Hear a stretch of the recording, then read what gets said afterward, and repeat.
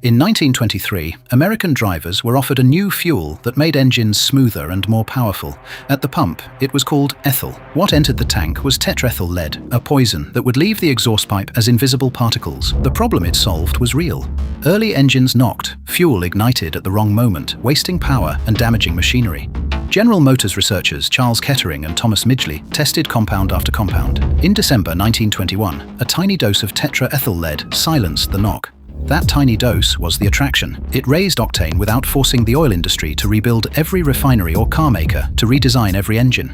A difficult engineering problem had acquired a cheap chemical answer. Then the answer began poisoning the people who made it.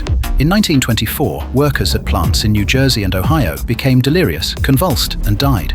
Production stopped. Public health officials debated whether leaded gasoline could be used safely. After a temporary federal suspension, sales resumed with controls aimed largely at factories and filling stations. But the larger experiment was happening outside the factory. Every engine burned the fuel. Every journey scattered lead into streets, soil, homes, and lungs.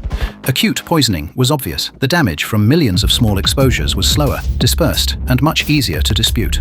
For decades, the system demanded proof of broad harm, while the product remained on sale. Then, a scientist trying to measure the age of Earth found that modern lead was contaminating almost everything he touched. Geochemist Claire Patterson built ultra-clean laboratories, sampled oceans and ancient ice, and showed that industrial lead had overwhelmed natural background levels.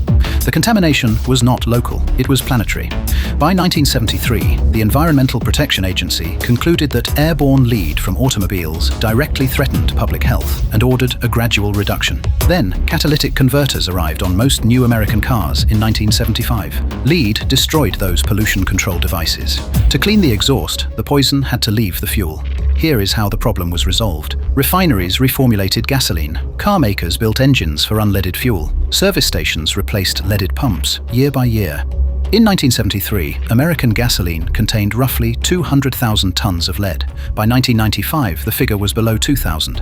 On January 1, 1996, the United States banned leaded gasoline in on-road vehicles. Engines kept running, cars kept their power, but the invisible stream of lead from millions of tailpipes was finally cut off. That is the ending. Lead was not made safe, it was removed. A cheap shortcut had solved engine knock by transferring its cost into the air, the city, and the human body. Once industry was forced to redesign the fuel instead of exposing the public, the poison disappeared from the pump.